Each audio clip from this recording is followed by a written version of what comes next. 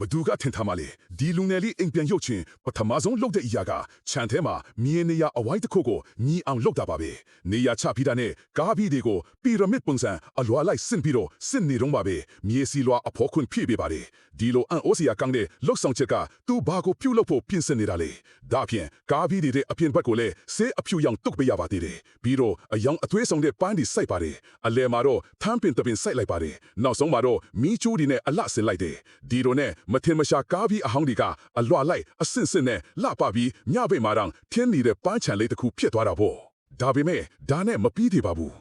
နောက်တနည်းကတော့ကားပြီးတွေကိုအယောင်အလိုက်အလွာခွဲပြီးစစ်လို့ရပါသေးတယ်ဘေးဘက်တွေကိုတော့တစ်သားတိုင်နဲ့လွန်ပူစုထုံးပြီးခိုင်အောင်ထပ်ဖောက်ပေးပါတယ်ပြီးရင်တော့အပေါ်မှာတစ်သားအမိုးလေးမိုးပေးလိုက်တယ်အဝဲအထွက်ပေါက်လေးတစ်ခုလောက်ပြီးအထဲမှာကောက်ရိုးတချို့ထည့်ပေးလိုက်တယ်တစ်ချိန်တည်းမှာပဲအောက်ဆုံးကားပြီးမှတစ်သားလေကားနဲ့တကားတေးလေးတက်ဆင်ပေးပါတယ်ဒီလိုနဲ့ဖန်တီးမှုအပြည့်နဲ့ခန့်ညားတဲ့ကြက်အင်္ဂလိပ်တစ်ခုအောင်မြင်စွာဖြစ်ပေါ်လာတာပေါ့တကယ်ကိုအံ့မခံပါပဲ